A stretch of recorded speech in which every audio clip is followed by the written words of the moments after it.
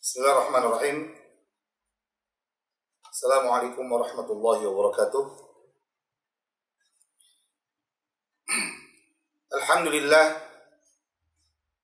Alhamdulillahilladzi hadana li hadza wa ma kunna linahtadiya laula an hadana Allah. Wa asyhadu an la ilaha illallah wahdahu la syarika lah. Wa asyhadu anna Muhammadan abduhu wa rasuluh.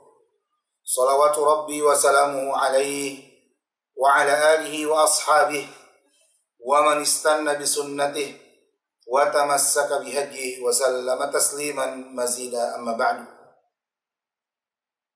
Akhwati fillah rahimani Allah wa iyyakunna ajma'in, jamaah yang semoga dirahmati oleh Allah Subhanahu wa taala. Kembali kita bersua di majelis yang semoga diberkahi oleh Allah Subhanahu wa taala ini dalam rangkaian kajian yang bertajuk Journey to Parenthood. Dan insya Allah pada kesempatan di siang hari yang berbahagia ini kita masuk sesi yang kedua dengan judul Teladan Rasulullah Sallallahu Alaihi Wasallam dalam Keluarga, yang mana akhwati fillah rahimani Allah wa iyyakunna ajma'in, apabila kita melihat, menelisik, dan juga memperhatikan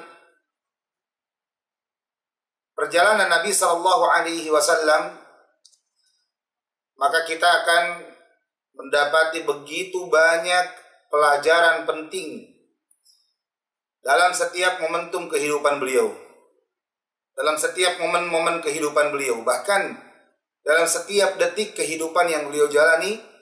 Maka di situ kita akan dapati begitu banyak pelajaran-pelajaran berharga yang Nabi Shallallahu Alaihi Wasallam contohkan dan tunjukkan kepada kita. Karena memang begitulah sebagaimana Allah Subhanahu wa taala kabarkan kepada kita bahwa Rasulullah Shallallahu Alaihi Wasallam adalah suri tauladan terbaik bagi manusia. Rasulullah Shallallahu Alaihi Wasallam adalah suri tauladan yang baik bagi manusia, sebagaimana Allah Subhanahu wa taala berfirman, "Laqad kana lakum fi Rasulillahi uswatun hasanah liman kana yarjullaha wal yawmal akhir wa dzakarallaha katsiran." Allah Subhanahu wa taala, sungguh ada suri tauladan terbaik pada diri Rasulullah SAW bagi siapa saja yang mengharapkan Allah dan hari akhir, dan beliau adalah orang yang banyak berzikir kepada Allah Subhanahu wa taala. Maka sebetulnya apabila kita ingin mengkaji teladan Rasulullah Sallallahu Alaihi Wasallam dari satu sisi saja, yaitu yang kita kaji hari ini, teladan beliau Sallallahu Alaihi Wasallam dalam keluarga, dalam pendidikan, niscaya tidak akan cukup bagi kita untuk membahasnya di satu sesi ini. Bahkan butuh waktu yang panjang, butuh waktu yang sangat panjang ketika kita ingin membahas secara detail tentang bagaimana beliau Sallallahu Alaihi Wasallam memberikan pendidikan dan pengajaran kepada anak-anak, demikian pula pendidikan dan pengajaran kepada para sahabat-sahabat beliau ridwanullah alaihim ajma'in. Maka insya Allah pada pertemuan kita kali ini kita akan membahas beberapa uslub, beberapa poin, beberapa cara yang Nabi Sallallahu Alaihi Wasallam contohkan, beberapa bentuk, beberapa gaya pendidikan beliau Sallallahu Alaihi Wasallam yang beliau Sallallahu Alaihi Wasallam contohkan dalam mendidik anak khususnya, atau memberikan pendidikan secara secara umum.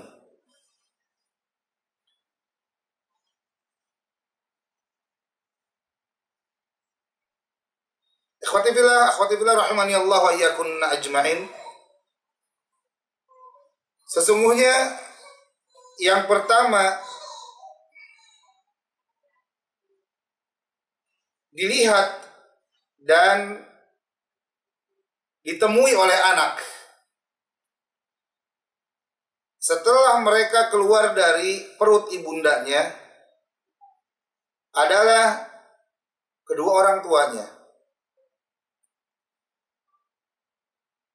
Fayartasimu fi dhihnihi awwalu suwaril hayati mimma yarahu min halihim. Maka yang tergambar pertama kali dalam benak mereka, dalam pikiran dan hati mereka, gambaran pertama dalam kehidupan adalah apa yang mereka atau apa yang anak tersebut lihat dari kedua orang tua mereka, dari kedua orang tuanya.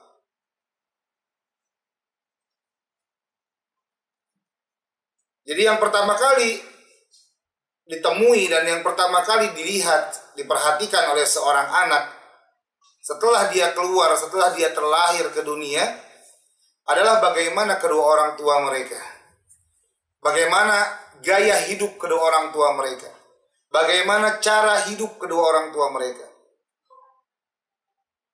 Jadi gambaran pertama adalah gambaran yang tergambar pertama kali di kepala anak adalah bagaimana kehidupan, bagaimana keadaan kedua orang tua mereka.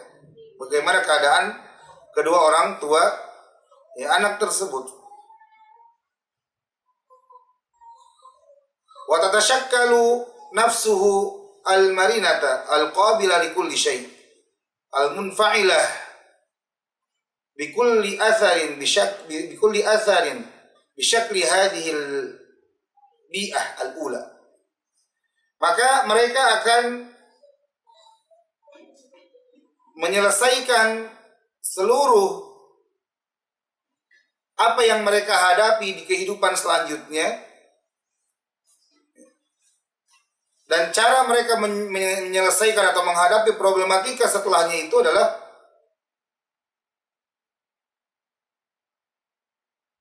apa yang mereka dapatkan dari hasil pendidikan atau lingkungan pertama yang dia dapatkan, yaitu lingkungan bersama orang tuanya. Makanya Nabi SAW bersabda, kullu mauludin yuladu 'alal fitrah. Setiap anak yang terlahir maka dia dilahirkan di atas fitrah, di atas naluri, di atas fitrah yang Allah ciptakan kepada mereka, yaitu di atas Islam. Wa inna ma abawahu yuhawwidanihi aw yumajjisanihi aw yunassiranihi. Namun kedua orang tuanya lah yang membuat dia menjadi seorang Yahudi atau menjadi seorang Majusi atau menjadi seorang Nasrani. Karena setiap manusia, setiap anak terlahir di atas fitrah, di atas naluri alami, yaitu berserah diri kepada Allah Rabbul Alamin, sebagai hamba Allah, sebagai hamba Allah yang menauhidkan Allah, sebagai hamba Allah yang hanya beribadah kepada Allah Subhanahu wa ta'ala. Maka yang mengubah seorang anak dari fitrahnya adalah kedua orang tuanya. Adalah kedua orang tuanya.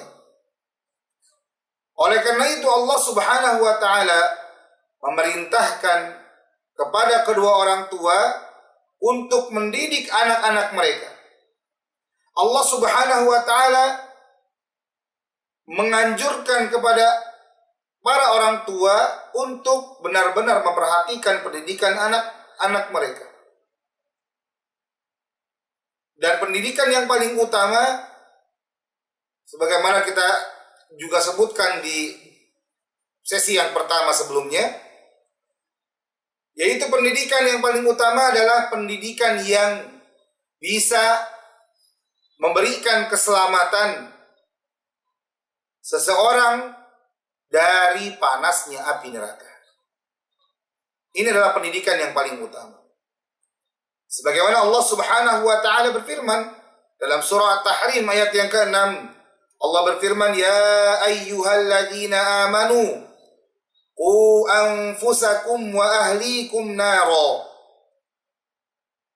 Wahai orang-orang yang beriman, lindungilah, jagalah diri-diri kalian dan anak-anak kalian. Jagalah diri-diri kalian dan keluarga kalian dari api neraka. Api yang tidak bisa kita sepelekan, karena api tersebut sangatlah besar, yang mana bahan bakarnya, kata Allah, waquduhan nas wal hijarah. Bahan bakarnya adalah manusia dan batu. Semakin dimasukkan manusia, penghuni neraka, ke dalamnya, maka apinya akan semakin membesar dan semakin membesar. Api neraka yang tidak bisa kita sepelekan perkaranya. Karena kata Allah, "Alaiha malaikatun ghilaw shidadun la ya'sunallaha ma amarahum wa yaf'aluna ma yu'marun." Karena di dalam api neraka atau di dalam neraka ada para malaikat yang tugasnya menyiksa para penghuni neraka. Para malaikat yang keras, yang kasar, yang tegas. Para malaikat yang tidak pernah ingkar, tidak pernah durhaka terhadap apa yang Allah perintahkan kepada mereka. Dan para malaikat tersebut akan senantiasa melakukan dan melaksanakan apa yang diperintahkan kepada mereka.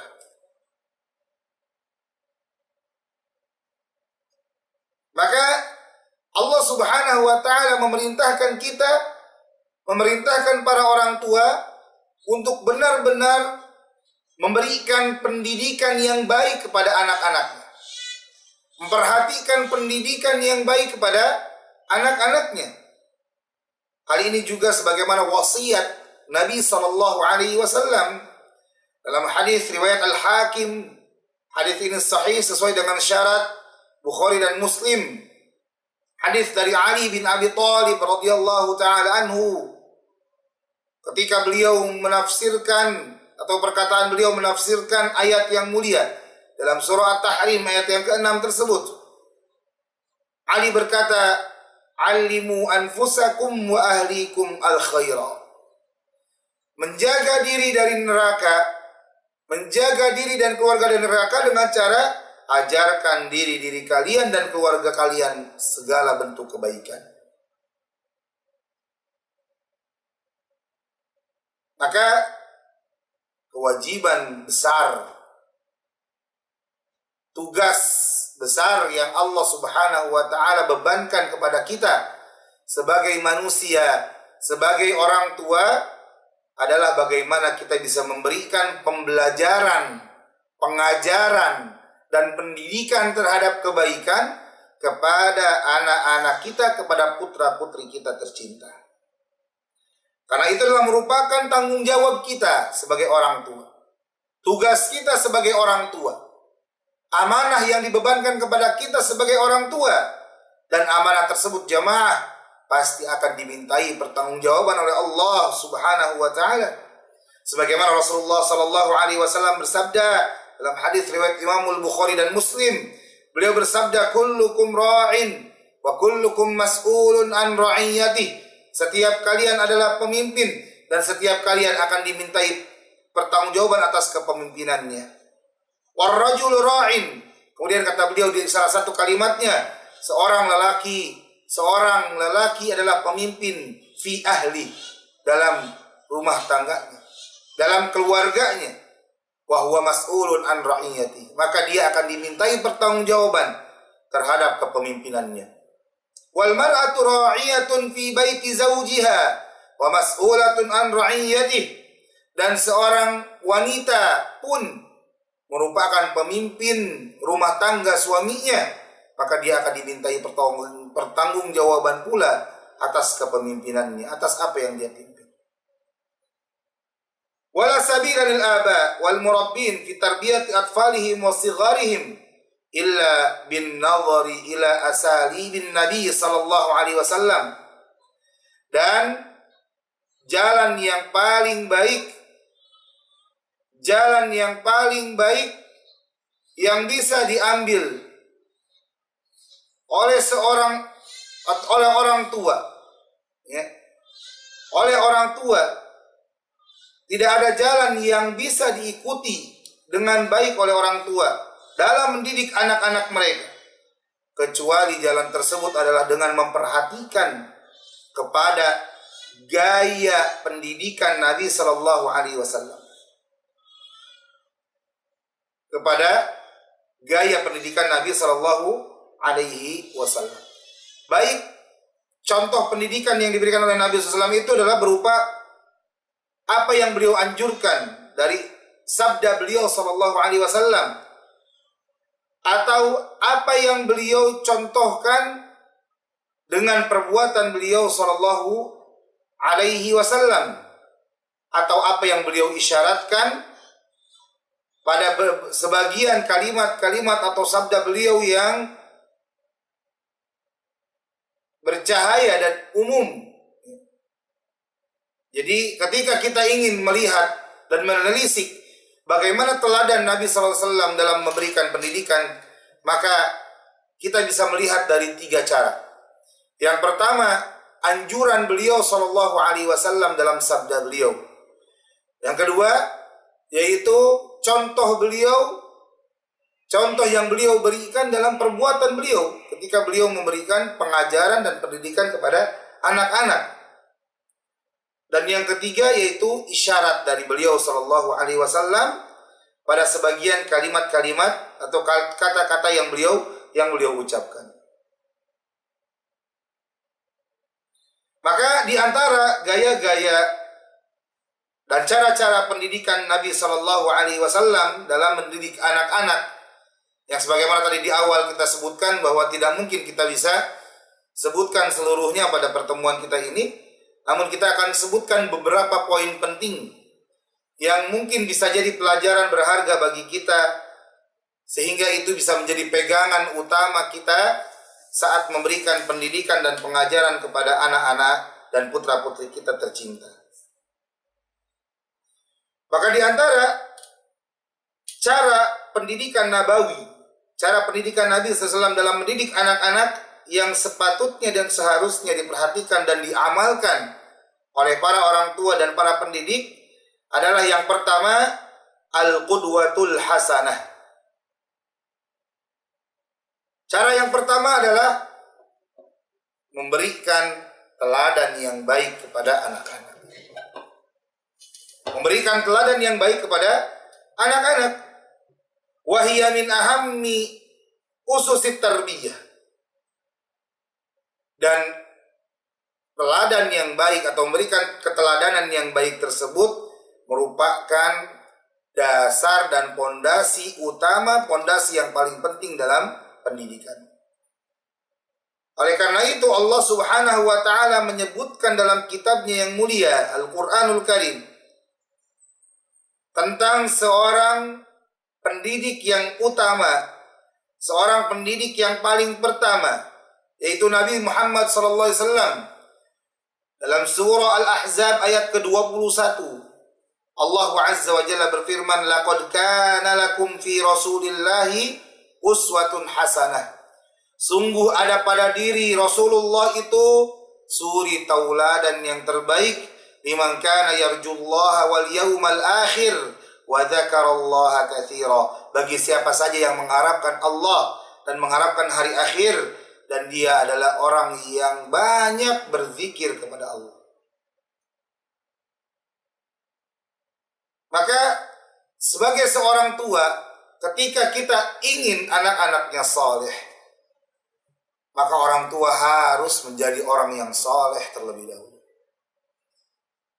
Orang tua yang menginginkan anak-anaknya menjaga sholat 5 waktu, maka seharusnya dan sepatutnya orang tua tersebut lebih dahulu menjaga sholat 5 waktunya.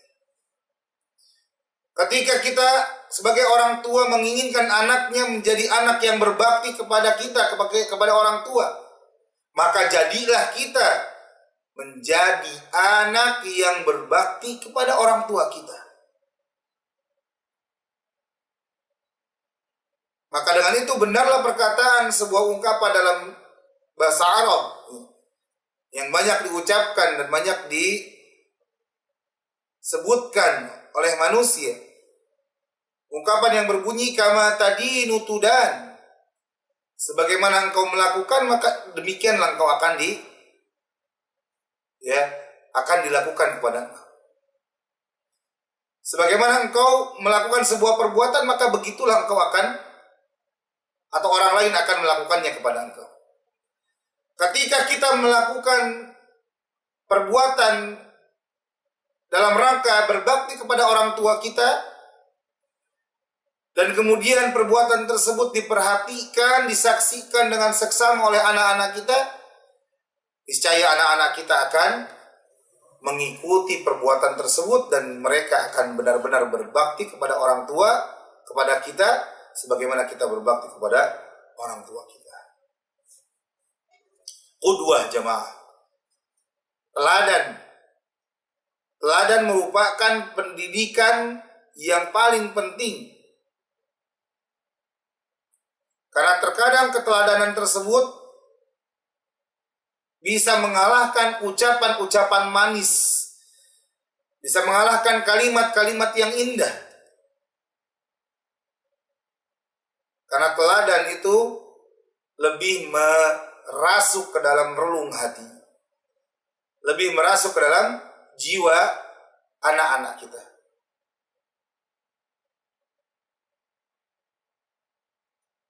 Fa'an tariqil qudwatil hasanah yatba'ul waladani fi auladihim aqwal atharil hasanatit thayyibah. Karena dengan teladan yang baik tersebut, maka orang tua akan membentuk efek yang sangat besar dan sangat baik, efek yang kuat kepada diri anak-anak kita. Sebagaimana tadi kita sebutkan dalam hadis di awal, bahwasanya Nabi SAW bersabda, "Ma min mauludin illa yuladu 'alal fitrah."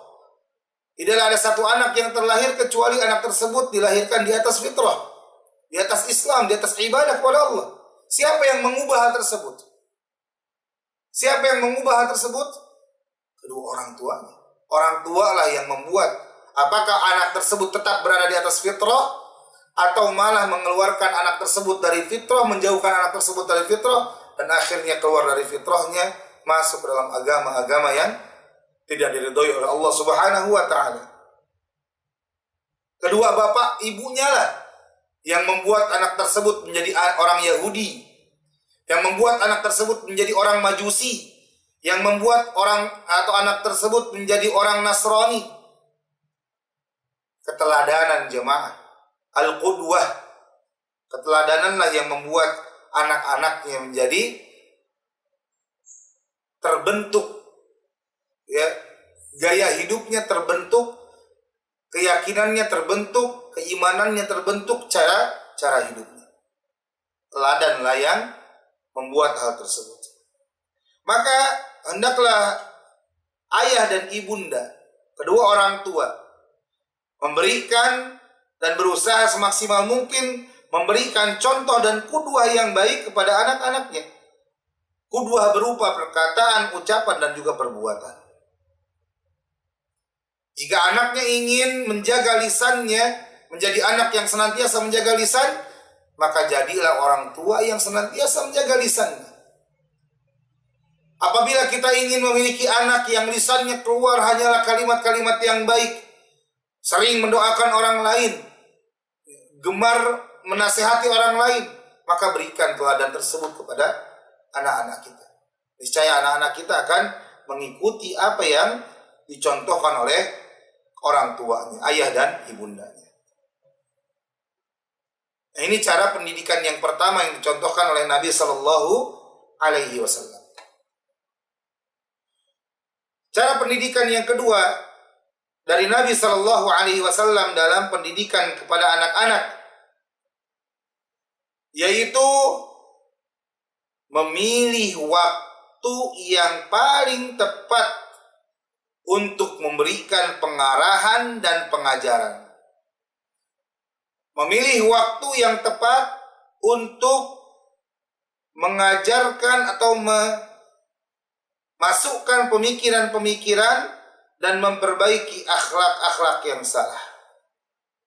Memilih waktu yang tepat untuk membangun akhlak dan cara hidup yang benar. Ini adalah bentuk atau bagian dari sebab keberhasilan kita memberikan pengajaran dan pendidikan kepada anak-anak kita, yaitu benar-benar memperhatikan waktu. Kapan kita akan memberikan pengajaran kepada mereka? Kapan kita akan menasehati mereka? Kapan kita akan memberikan taujihat, pengarahan yang baik kepada mereka? Sehingga ketika kita benar-benar memperhatikan dan memilih waktu yang tepat, maka pengarahan, pendidikan yang kita ajarkan, pengajaran yang kita berikan kepada anak-anak kita akan lebih menghujam ke dalam sanubari mereka dan akan lebih mengena kepada mereka. Wa minal awqatil munasibah lidzalik, maka di antara contoh waktu-waktu yang tepat untuk memberikan pengarahan dan pengajaran kepada anak kita,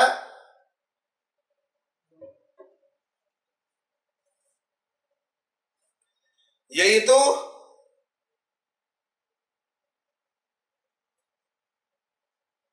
di antaranya yang pertama, ketika melakukan perjalanan, ketika keluar rumah dan melakukan perjalanan atau lagi jalan-jalan.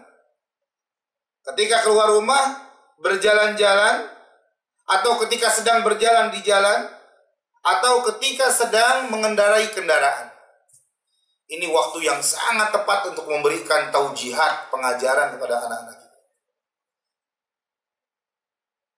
Jadikan momentum piknik kita, momentum jalan-jalan kita, momentum perjalanan yang kita lakukan bersama anak-anak kita itu sebagai saat di mana kita memasukkan pemikiran-pemikiran yang baik kepada mereka, memasukkan nasihat-nasihat yang baik kepada mereka, memasukkan pelajaran-pelajaran berharga kepada mereka, menanamkan keimanan yang kokoh lagi kuat kepada mereka. Gunakan waktu perjalanan ini. Apakah itu sedang berjalan kaki menuju masjid, ayahanda bawa anak laki-lakinya berangkat ke masjid. Jangan hanya berjalan berdua, atau jangan hanya berjalan dengan anak itu berjalan saja, seperti itu saja. Namun gunakan momentum tersebut untuk memberikan nasihat. Ajak dia berpikir. Ajak dia berpikir tentang Allah. Ajak dia berpikir tentang keimanan kepada para rasul, kepada malaikat dan sebagainya. Tanamkan kepada mereka akhlak-akhlak yang baik. Tanamkan kepada mereka adab yang baik.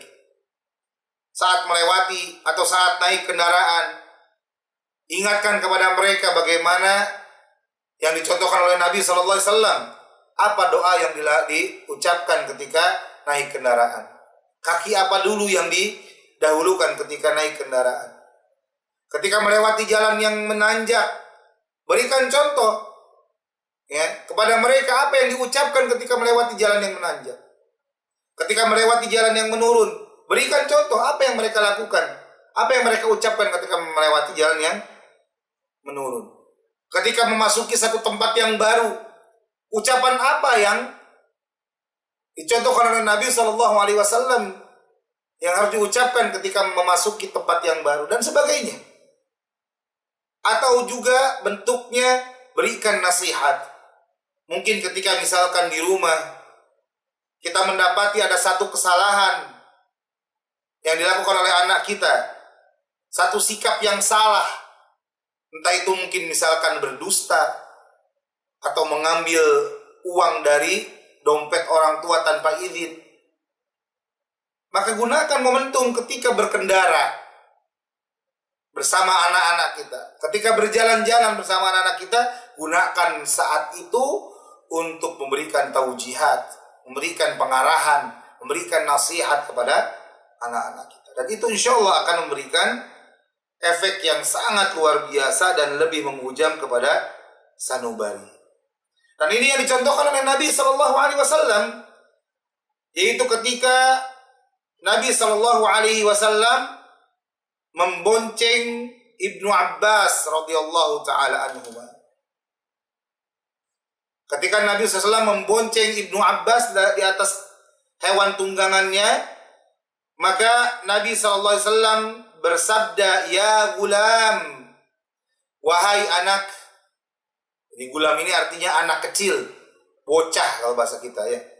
Wahai anakku, atau wahai nak gitu.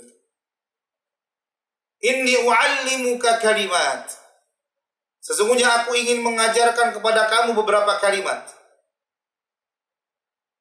Momentum itu momentum kebersamaan. Momentum yang dirasakan oleh Ibnu Abbas saat itu adalah Ibnu Abbas hanya sedang berdua-duaan dengan Rasulullah sallallahu alaihi wasallam di atas kendaraannya. Sehingga kalimat tersebut benar-benar menghujam ke dalam hati dan sanubarinya Ibnu Abbas radhiyallahu taala anhuma. Apa kalimatnya? Kata Nabi sallallahu alaihi wasallam, "Ihfazillaha yahfazka." Jagalah Allah, maka Allah akan menjagamu. Jagalah syariat Allah, maka Allah akan menjagamu. Jagalah perintah-perintah Allah dan larangan-larangannya, maka Allah akan memberikan perlindungan kepadamu. Ihfazillaha tajidhu tujahaka. Jagalah Allah, maka engkau akan dapati Allah berada di arahmu. Idza sa'alta fas'alillah. Maka jika kamu ingin meminta, maka mintalah kepada Allah. Wa idza ista'anta fasta'in billah. Dan jika kamu ingin meminta pertolongan, maka mintalah pertolongan kepada Allah. Penanaman akidah yang kokoh dan kuat jemaah yang diberikan oleh Nabi SAW di momen yang sangat luar biasa, di momen yang dirasakan oleh Ibnu Abbas sebagai momen yang sangat luar biasa, karena saat itu hanya ada dirinya dengan Rasulullah SAW. Maka Ibnu Abbas merasa tersanjung, merasa diangkat derajatnya oleh Nabi SAW. Karena pengajaran itu tidak diberikan secara umum kepada banyak orang, namun pengajaran yang luar biasa itu, keimanan yang kokoh dan kuat tersebut diajarkan oleh Nabi SAW khusus kepada Ibnu Abbas radhiyallahu ta'ala anhu. Maka hati mana yang tidak berbunga-bunga jemaah? Hati mana yang tidak berbunga-bunga? Hati anak yang mana yang tidak merasa berbunga-bunga ketika dia didudukkan pada sebuah kedudukan yang tinggi, dimanusiakan oleh lawan bicaranya, dimanusiakan oleh gurunya, dimanusiakan oleh orang tuanya. Hati mana, hati anak yang mana yang tidak akan menerima nasihat saat tersebut, saat momentum luar biasa tersebut, saat momentum emas tersebut jemaah. Makanya ketika Nabi SAW mengajarkan kalimat ini benar-benar menghujam dalam hati dan sanubari Ibnu Abbas radhiyallahu ta'ala anhu. Ihfazillaha yahfazka. Ihfazillaha tajidhu tujahaka. Idza ista'anta fasta'in billah. Idza sa'alta fas'alillah. Wa idza ista'anta fasta'in billah. Jagalah Allah, niscaya Allah akan menjaga. Jagalah Allah, niscaya engkau akan mendapati Allah berada di arahmu. Apabila engkau ingin meminta, maka mintalah kepada Allah. Apabila engkau ingin minta pertolongan, maka minta pertolonganlah kepada Allah. Dengan itu, kita akan bisa membentuk anak yang hanya berpaut hatinya dengan Allah, yang hanya menyandarkan dirinya kepada Allah, yang hanya meminta kepada Allah Rabbul Alamin semata saja.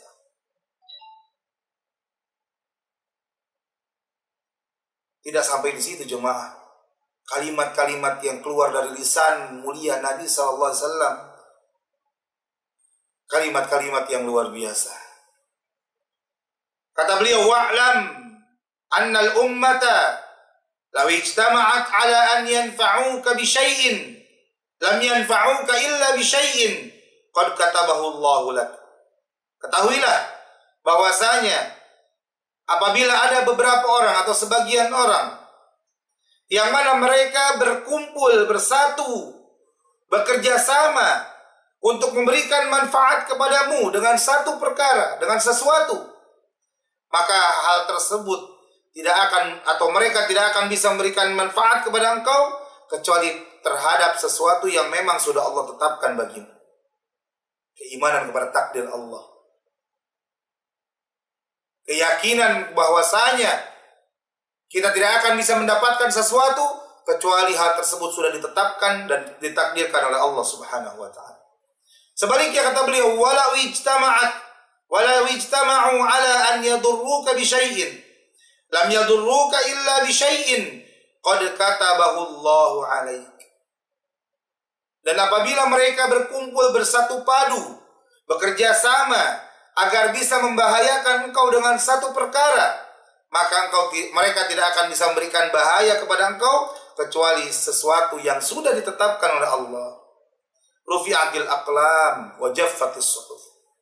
Karena sudah diangkatnya pena-pena pencatat takdir dan buku-buku catatan takdir itu sudah kering. Hadis ini riwayat Imam Tirmidzi. Kalimat tersebut akhirnya menghujam benar-benar kepada pribadi atau menghujam kepada sanubari Ibnu Abbas dan benar-benar mempengaruhi kepribadian dari Ibnu Abbas radhiyallahu taala anhu. Ini momen pertama atau di antara contoh momen yang bisa kita gunakan untuk memberikan taujihat dan pengajaran kepada anak-anak kita. Momen yang lainnya yaitu ketika makan. Gunakan momen makan itu jamaah, bukan hanya momen ketika kita mengisi perut kita yang lapar, mengering atau membasahi kerongkongan kita yang kering, tidak. Namun jadikan momentum tersebut adalah momentum terbaik, momentum yang baik untuk kita bisa memberikan taujihat kepada anak-anak dan putra-putri kita tercinta. Karena waktu makan adalah waktu yang tepat untuk memberikan pengajaran tata cara yang baik, khususnya tata cara yang baik saat makan dan minum. Sebagaimana dalam sebuah riwayat dari Umar bin Abi Salamah radhiyallahu taala anhuma, beliau berkata, kuntu ghulaman fi hajri Rasulillah sallallahu alaihi wasallam.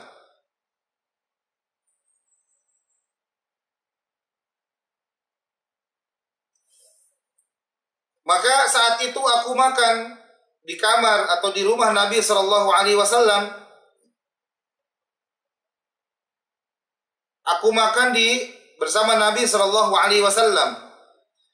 Maka saat itu tanganku mengambil semua atau menyentuh semua permukaan makanan. Maka Rasulullah SAW saat itu memberikan pengajaran yang luar biasa. Kata beliau, ya gulam, lihat bentuk sayangnya Nabi Shallallahu Alaihi Wasallam kepada anak-anak kecil, bentuk rahmah kasih sayangnya Nabi Sallallahu Alaihi Wasallam kepada anak-anak. Beliau sering mengucapkan ya gulam, wahai anak, nak, gitu ya. Tidak hanya kata woi, tidak, tapi mengucapkan kalimat yang luar biasa. Panggilannya saja sudah membuat hati terenyuh. Ketika dipanggil oleh Nabi Sallallahu Alaihi Wasallam, ya gulam, wahai anak, Samillah, sebut nama Allah, bacalah bismillah, wa kul biyaminik, dan makanlah dengan tangan kananmu, wa kul mimma yalik, dan makanlah dari tempat atau bagian yang terdekat dengan. 3 poin dalam kalimat yang sangat pendek, pengajaran yang singkat namun syarat akan kebaikan yang banyak. Syarat akan kebaikan yang banyak. Ini diantara waktu yang dicontohkan oleh Nabi SAW untuk memberikan taujihat, pengarahan dan pengajaran kepada anak-anak kita. Nah, di antara waktu yang lain yaitu ketika anak sakit. Ya, ketika anak sakit. Sebagaimana dalam hadis dari Anas bin Malik radhiyallahu taala anhu. Beliau berkata, "Kana ghulamun Yahudi yakhdumun Nabiy sallallahu alaihi wasallam, famarad, fa'atahu an-Nabiy sallallahu alaihi wasallam ya'uduhu, faqa'ada 'inda ra'sihi faqala lahu, aslim." Fanadhara ila abihi wa huwa 'indahu, faqala lahu, ati' Abal Qasim sallallahu alaihi wasallam, fa aslam. Fakharaja an-Nabiy sallallahu alaihi wasallam wa huwa yaqulu alhamdulillahilladzi anqadhahu minan nar. Dalam sebuah riwayat dari Anas bin Malik radhiyallahu taala anhu, riwayat yang sahih yang diriwayatkan oleh Imam Al-Bukhari. Kata Anas bin Malik, dahulu Nabi SAW memiliki seorang anak Yahudi yang dia biasa membantu Nabi SAW. Ya, menjadi pembantunya Nabi SAW. Maka suatu hari dia sakit. Datanglah Nabi SAW menjenguk anak tersebut. Maka Nabi duduk di samping kepala anak itu seraya bersabda, aslim, masuklah Islam. Wanadhara ila abi, maka anak tersebut melihat ke arah bapaknya. Karena saat itu bapaknya juga sedang berada dekatnya. Maka bapaknya itu, ayahnya itu berkata, ati' Abul Qasim, ikuti Abul Qasim, yaitu Nabi Muhammad sallallahu alaihi wasallam. Maka anak Yahudi tersebut pun masuk dalam Islam. Keluarlah Nabi sallallahu alaihi wasallam dari tempat tinggal mereka seraya bersabda, alhamdulillahilladzi anqadhahu minan nar. Segala puji hanya milik Allah yang telah menyelamatkan dia dari neraka. Lihat, Nabi SAW memanfaatkan momentum sakit itu untuk memberikan nasihat, mengajak ke dalam Islam. Karena seorang biasanya ketika sakit itu hatinya sedang melemah. Mungkin ketika sehat hatinya keras, kepalanya keras kepala, tidak bisa diatur. Namun ketika sakit biasanya sudah mulai melemah. Jiwanya melemah, pikirannya melemah, hatinya melemah. Ya, tubuhnya melemah. Maka saat itu diharapkan bisa menjadi saat di mana nasihat bisa lebih diterima dan lebih mengena. Baik, akhwati fillah rahimani Allah wa iyyakunna ajma'in. Kemudian yang ketiga, di antara contoh gaya pendidikan Nabi sallallahu alaihi wasallam dalam pendidikan kepada anak-anak yaitu al-adlu bainal atfal. Berlaku adil kepada anak-anak. Berlaku adil di antara anak-anak. Yang mana akhwati fillah rahimani Allah wa iyyakunna ajma'in, berlaku adil ini memang sesuatu yang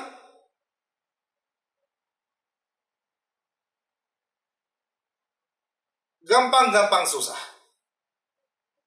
Sesuatu yang gampang-gampang susah untuk dilakukan. Terlebih keadilan dalam hal rasa cinta dan sayang. Rasa cinta dan sayang. Sedangkan kita tahu bahwasanya rasa cinta adalah sesuatu yang bersifat manusiawi. Dan rasa cinta adalah sesuatu yang Allah tanamkan pada hati manusia. Allah berfirman, وَأَلَّفَ بَيْنَ قُلُوبِكُمْ. Dan Allah lah yang membentuk dan menjalin rasa cinta ya antar hati-hati kalian. Maka untuk perasaan cinta dan sayang, memang manusia akan merasakan kesulitan apabila kita ingin berlaku adil yaitu menyamakan rasa cinta antar anak-anak. Demikian pula seorang yang mungkin misalkan memiliki istri lebih dari satu. Dari sisi cinta maka seseorang tidak akan mampu untuk berlaku adil. Oleh karena itu Allah Subhanahu wa taala berfirman dalam surah An-Nisa ayat 129, "Walan tastati'u an ta'dilu bainan nisa walau harastum." Dan kalian tidak akan mampu untuk berlaku adil di antara para wanita walaupun kalian berusaha semaksimal mungkin untuk berlaku adil. Para ulama menjelaskan, innal adla alladhi dzakara Allah Ta'ala huna annahu la yustata'u wal adlu fil mahabbati wal mailil tabi'i li'annahu laysa tahta qudratil bashar. Sesungguhnya maksud adil yang disebutkan oleh Allah Ta'ala dalam ayat yang mulia tadi, surah An-Nisa ayat 129, yang mana manusia tidak akan mampu berlaku adil, yaitu adil dalam rasa cinta dan kecenderungan secara tabiat.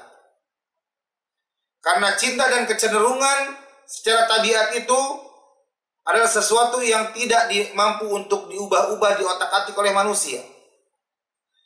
Beda dengan berlaku adil dalam memenuhi hak-hak secara syar'i, maka manusia pasti bisa.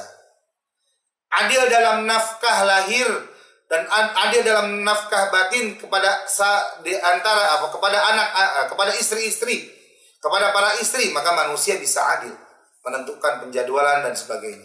Demikian pula berlaku adil di antara anak-anak dari sisi hak-hak mereka, maka itu juga bisa dilakukan. Misalkan pembagian uang jajan sesuai dengan keadaan masing-masing, maka manusia bisa berlaku adil.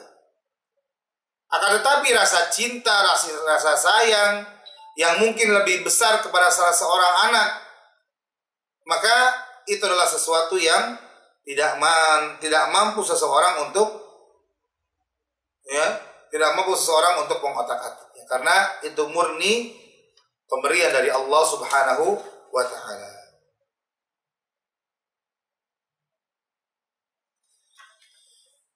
Maka yang dimaksud dengan adil pada uslub atau cara pendidikan yang ketiga ini, yaitu adil dalam hal pemberian hak.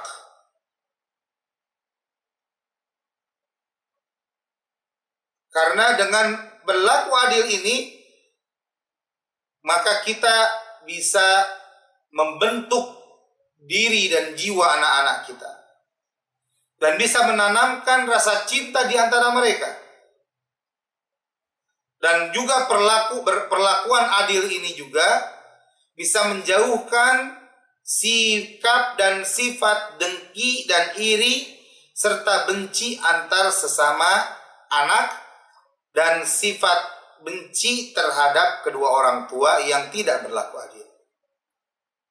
Li'annahum in ra'au min abaihim aw ummahatihim mailan li ba'dihim duna ba'din fil ataya wa izharil mahabbati wal ikram fa inna dzalika sayuaddi ila nataija ghairi mahmudah.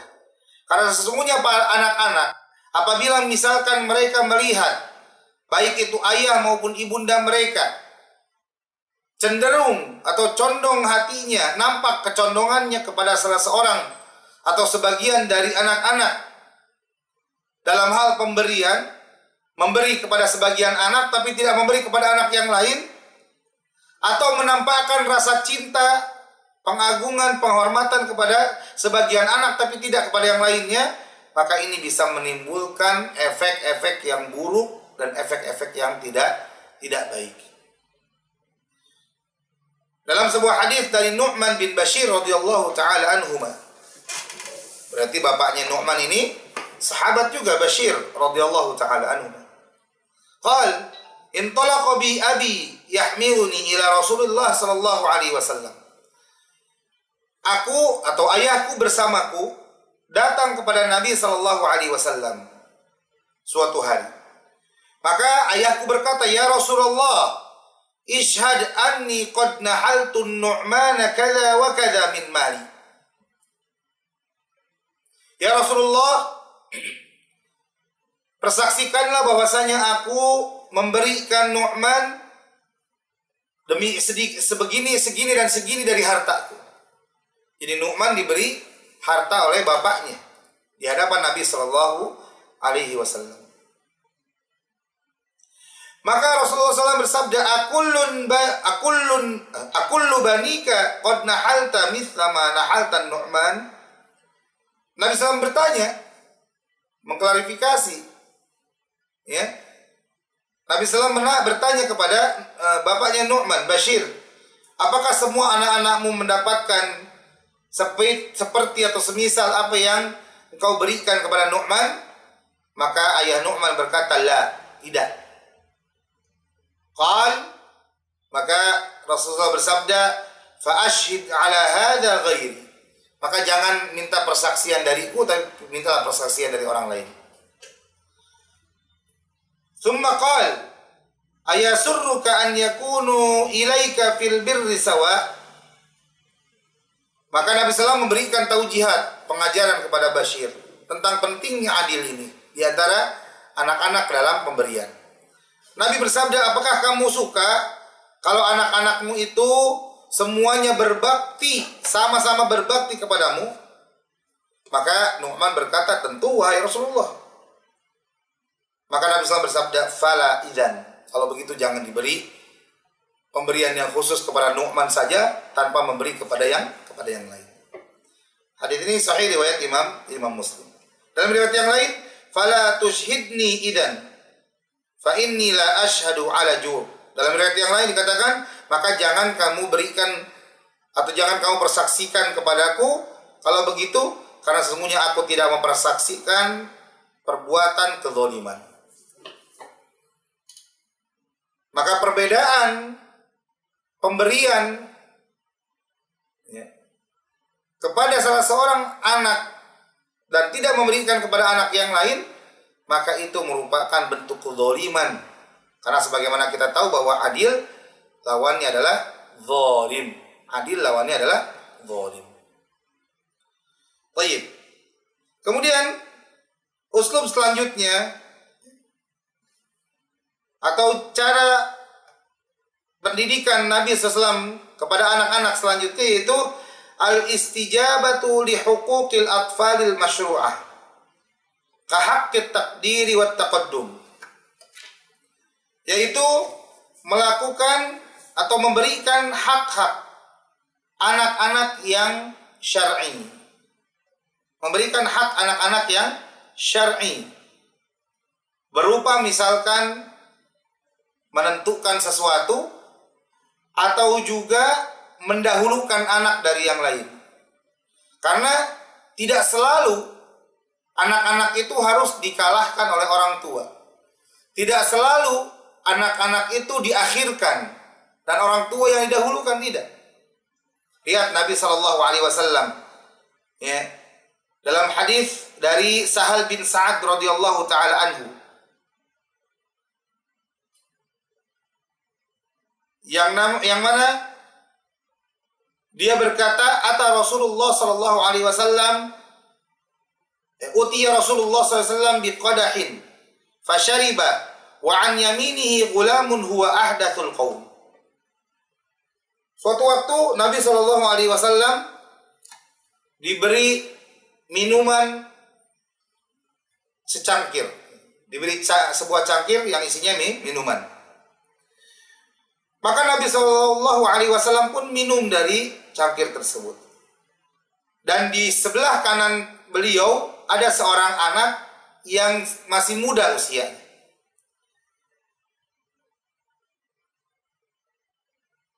Dan sebelah kiri Nabi SAW ada para orang tua. Jadi sebelah kanan Nabi ada anak-anak, ada anak kecil, ada seorang anak kecil, dan sebelah kiri ada orang-orang tua, ada bapak-bapak begitu ya. Faqal, maka Nabi SAW berkata, Nabi SAW bersabda, ya gulam, wahai anak, ata'dzanu li an u'tiya al-asyakh. Wahai gulam, Nabi SAW menghadap ke kanan, ke anak kecil itu. Kemudian Nabi SAW bersabda, wahai anak, apakah kamu mengizinkan saya untuk memberikan minuman ini kepada orang-orang tua, bapak-bapak ini? Maka anak itu berkata, ma kuntu liuthira binasibi minka ahadan ya Rasulullah. Kata anak tersebut, aku tidak akan mendahulukan bagianku kecuali hanya untuk engkau wahai Rasulullah. Maka Nabi SAW pun memberikan minuman tersebut kepada anak kecil ini. Jadi Nabi mendahulukan anak itu dari orang tua. Benar, di antara adab yang baik adalah mendahulukan orang tua, mendahulukan orang yang lebih tua dari sisi usia daripada orang-orang atau anak-anak yang lebih muda. Namun tidak selalu dan tidak serta-merta selalu seperti itu. Bisa jadi satu keadaan kita mendahulukan anak-anak daripada orang tua. Apalagi kalau si anaknya itu memang sudah berhak untuk didahulukan. Misalkan ketika sholat berjamaah.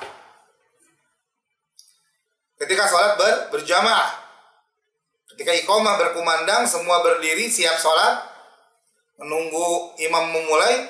Kemudian ada anak kecil dapat di shaf pertama. Maka itu adalah tempat yang menjadi haknya dia. Dan kita sebagai orang yang dewasa, orang yang tua, orang yang lebih besar darinya, tidak berhak sama sekali untuk menyuruh dia untuk mundur ke belakang, walaupun dia anak kecil. Karena dia berhak untuk sholat di shaf pertama tersebut, karena dia lebih dahulu mendapatkannya. Atau juga misalkan ketika sedang duduk-duduk, anak kecil atau anak kita duduk di satu tempat, kemudian kita tidak boleh mengusir dia atau menyuruh dia pindah sehingga kita duduk di tempat. Itu juga bagian dari adab. Tidak boleh kita memerintahkan anak tersebut untuk berdiri, kemudian pindah dari tempat duduk tersebut, kemudian kita menduduki tempat anak itu. Itu tidak boleh. Maka anak punya hak. Anak kecil pun punya hak. Maka di antara bentuk pendidikan yang baik yang dicontohkan oleh Nabi SAW, kita memberikan hak-hak yang dimiliki oleh anak secara syar'i. Nah, ini adalah uslub jemaah. Ini adalah gaya pendidikan Nabi SAW yang akan memberikan dampak dan efek yang luar biasa kepada jiwa sang anak. Yaitu ketika dia merasa bahwasanya dia dimanusiakan. Dia merasa bahwasanya dia menjadi manusia yang dihormati. Karena sebagaimana tadi kita sebutkan bahwa anak pun memiliki hak-hak yang wajib ditunaikan.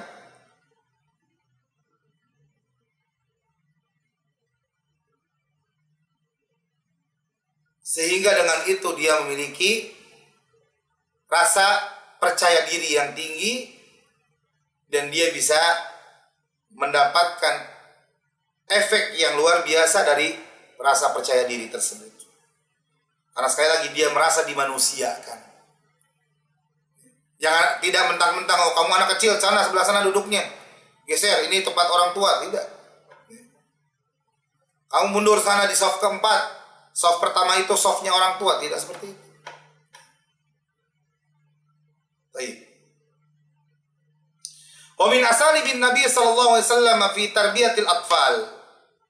Dan di antara bentuk teladan dan contoh pendidikan yang diberikan oleh Nabi SAW kepada anak-anak, ad-du'a'u lahum wa ma ahsanahu min uslubin wa a'zama atharah ala hadiril atfali wa mustaqbalihim, yaitu mendoakan kebaikan bagi anak-anak. Dan ini adalah cara pendidikan dan gaya pendidikan yang paling baik, gaya pendidikan yang paling besar efeknya, khususnya pada masa yang akan datang dari sang anak. Masa depan dari sang anak. Wa min adillati ma wa min adil wa ma adallahu ala tahammulil abawain wa shiddati sabrihima wa kathrati hirsihima ala auladihima. Dan ini juga bentuk apa? Bentuk pendidikan terbaik yang diberikan oleh kedua orang tua dan besarnya kesabaran yang dimiliki oleh orang tua dan semangat yang tinggi dari orang tua untuk kebaikan anak-anaknya.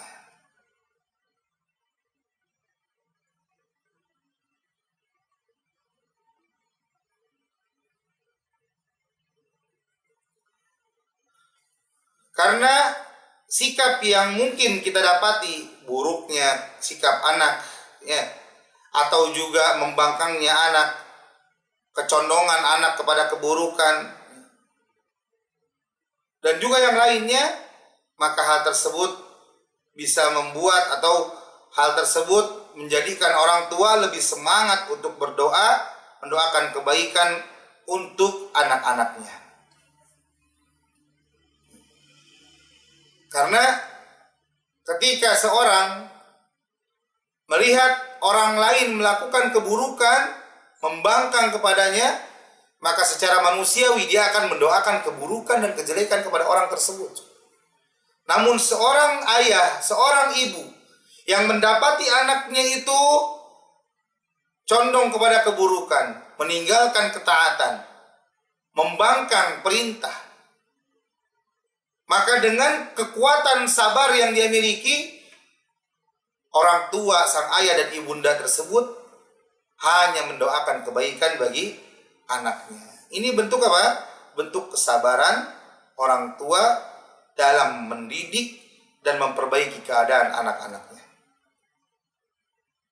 Maka doa jemaah, sebagaimana yang sering diulang-ulang, adalah senjata terbaik bagi seorang mukmin. Senjata terbaik yang dimiliki oleh seorang yang beriman. Ad-du'a wad-du'a. Doa kebaikan jemaah. Karena doa akan senantiasa mendatangkan kebaikan.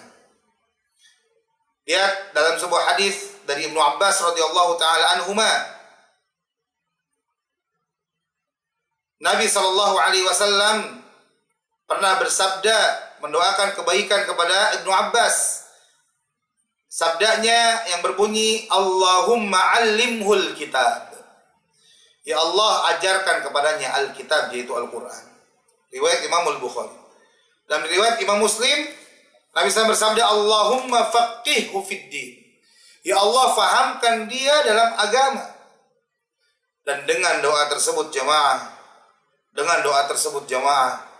Ibnu Abbas menjadi salah seorang ulama terbaik yang dimiliki oleh para sahabat.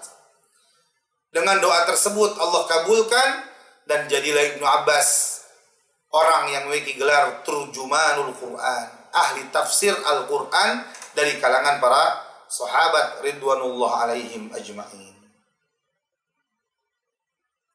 Kemudian jemaah rahimani Allah wa iyyakunna ajma'in, di antara juga bentuk gaya atau cara pendidikan Nabi SAW kepada anak-anak, yaitu sering-sering membelikan mainan dan hadiah untuk anak-anak.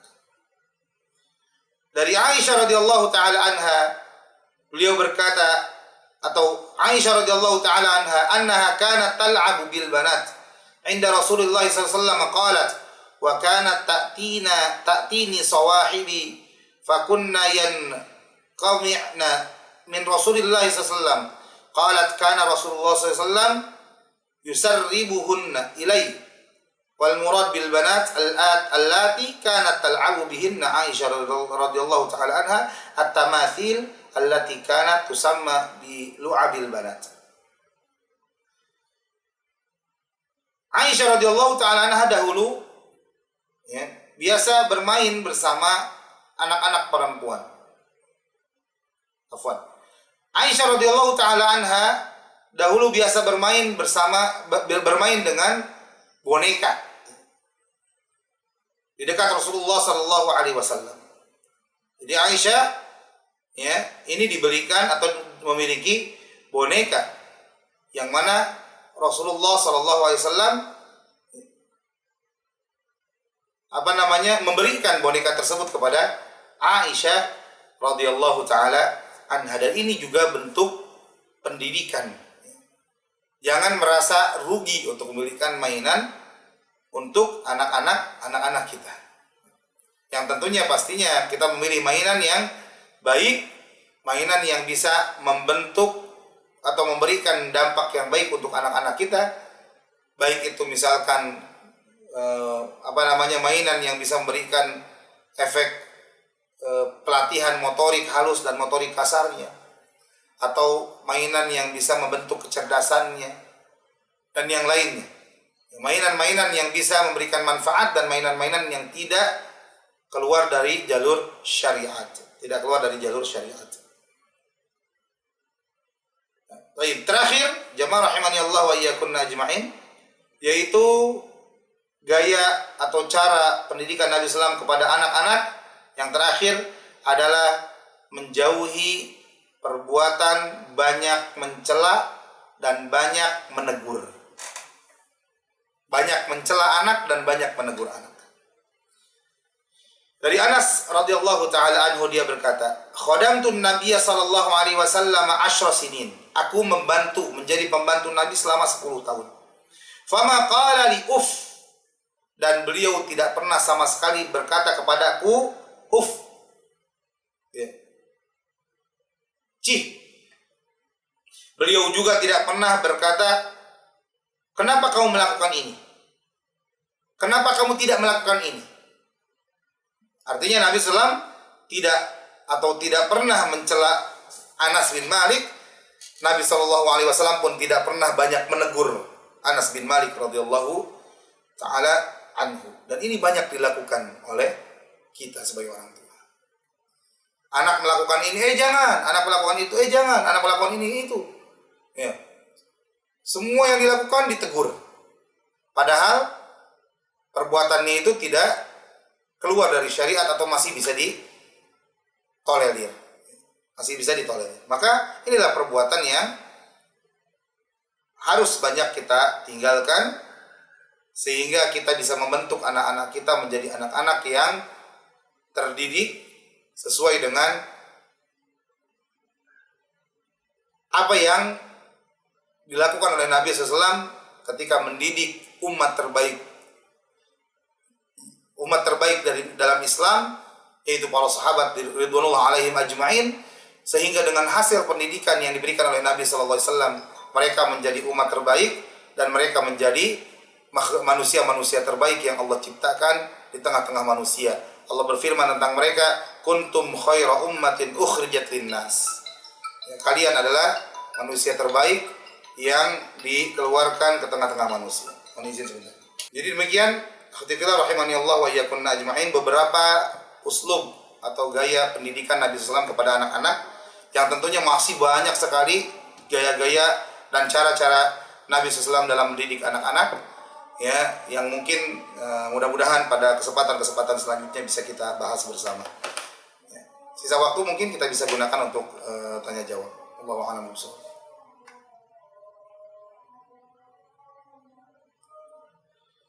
Ya, ini pertanyaan yang sebelumnya sepertinya ya.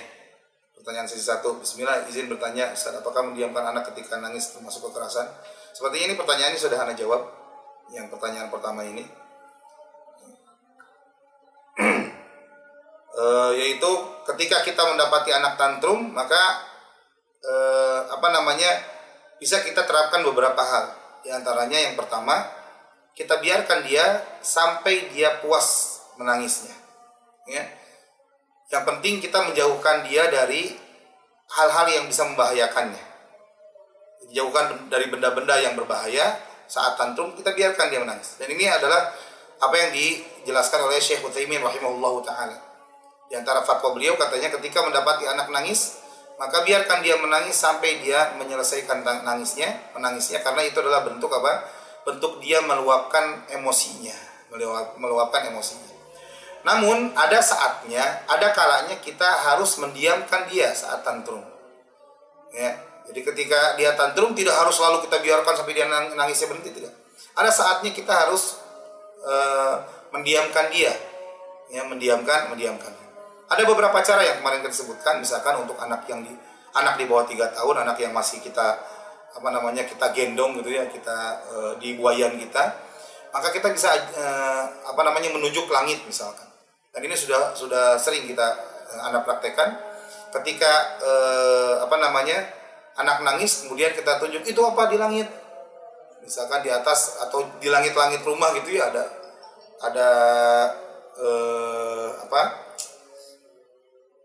ada cicak misalkan, ya, itu ada cicak misalkan seperti itu, maka kita bisa tunjukkan seperti itu, dan insya Allah anak-anak akan langsung berhenti, ya.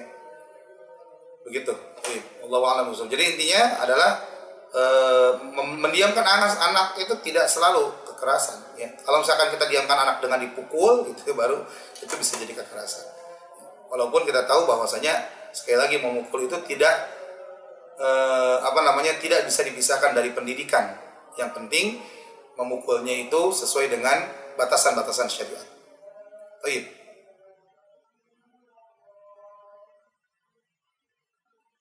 Iya. Pertanyaan selanjutnya. Assalamualaikum. Ini masih sesi 1 sebetulnya, ya. Anak izin bertanya, bagaimana cara kita menyuruh anak agar dipatuhi? Terkadang anak-anak ketika disuruh sholat murojaah sedikit susah. Mohon jawabannya, Ustaz. Waalaikumsalam warahmatullahi. Ya, terkait dengan pertanyaan, sebagaimana yang kita sebutkan bahwa yang paling penting dalam pendidikan anak adalah qudwah. Ya. Yang paling mengena adalah qudwah. Berikan dia qudwah, berikan dia teladan yang baik.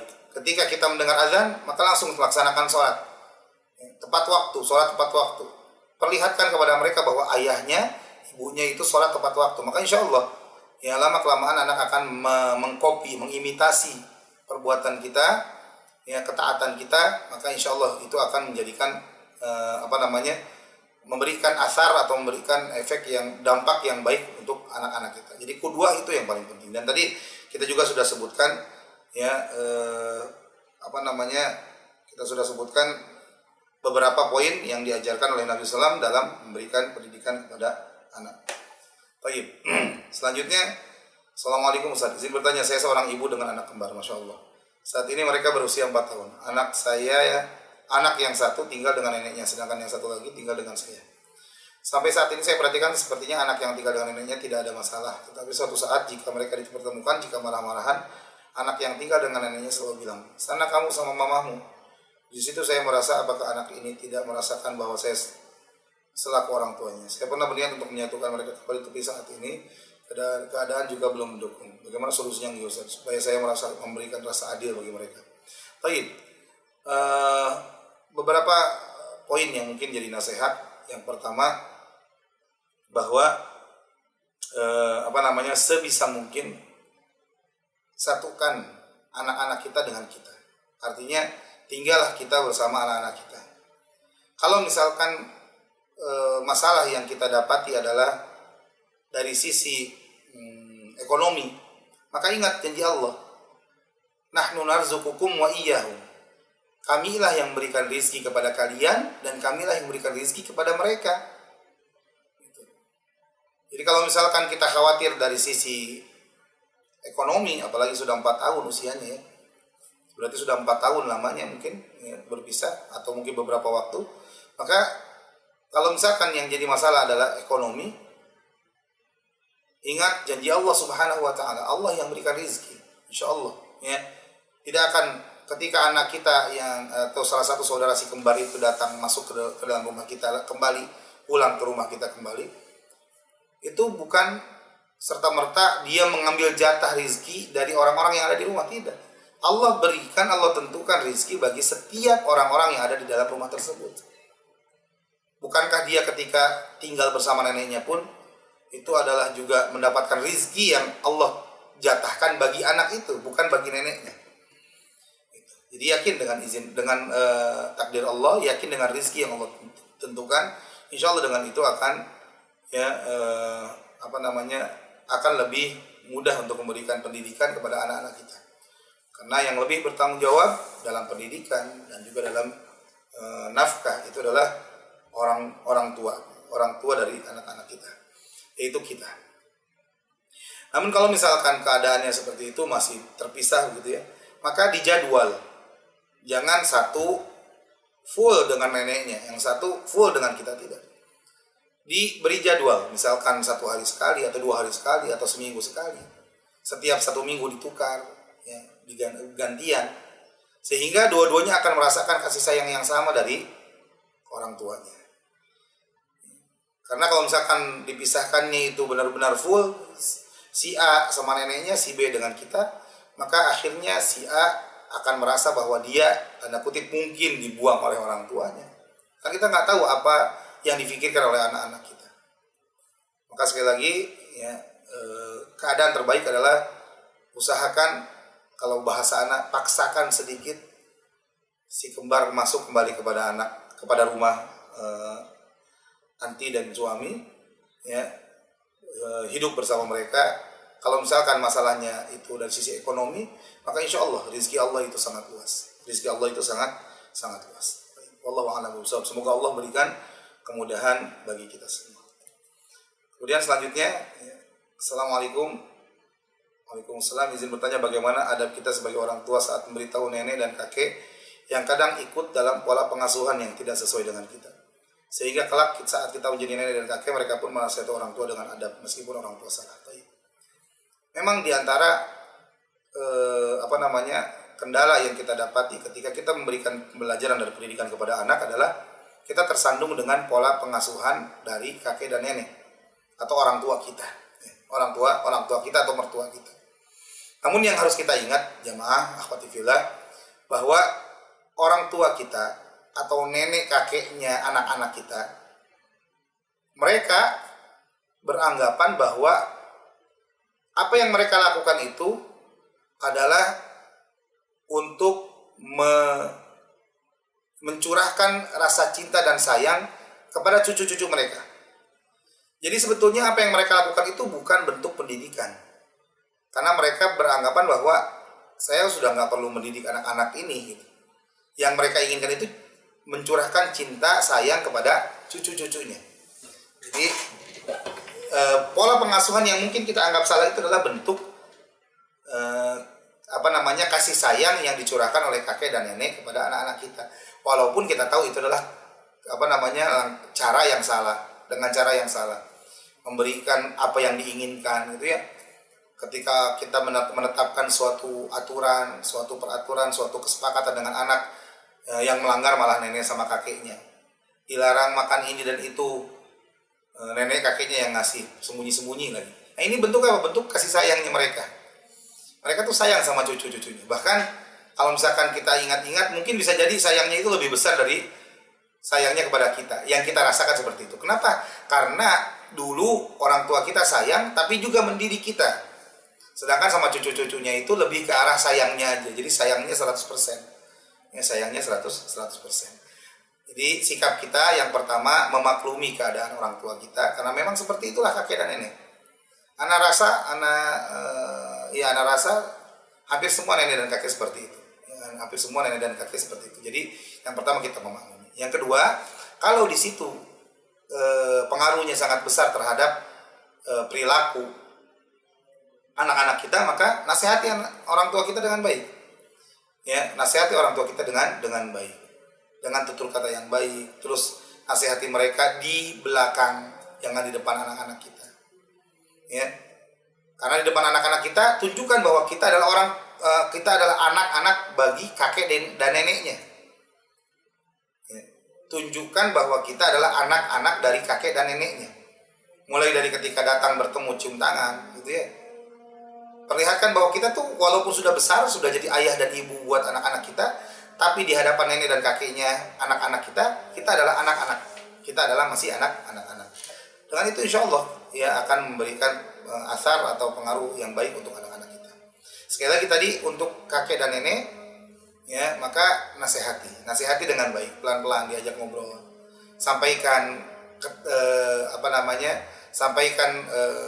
aturan-aturan main yang diterapkan di rumah kita, sehingga nanti orang tua ketika kita libatkan, kita ajak mereka untuk juga menerapkan aturan-aturan itu, insya Allah akan sangat membantu dalam proses pendidikan. Seperti itu. Baik. Selanjutnya yang terakhir mungkin nanti untuk sesi selanjutnya aja kayaknya ya. Admin ya. Karena di sini udah iqomah ini. Untuk dari Mbak Safira, insya Allah kita akan bahas di pertemuan selanjutnya. Untuk perjumpaan kita kali ini kita cukupkan sampai di sini. Hadanallahu wa iyyakunna ajma'in. Naktafi bihadzal qadar bi du'ai kafaratil majlis. Subhanakallahumma bihamdika asyhadu an la ilaha illa anta astaghfiruka wa atubu ilaik. Wa akhiru da'wana alhamdulillahi rabbil alamin. Assalamualaikum warahmatullahi wabarakatuh.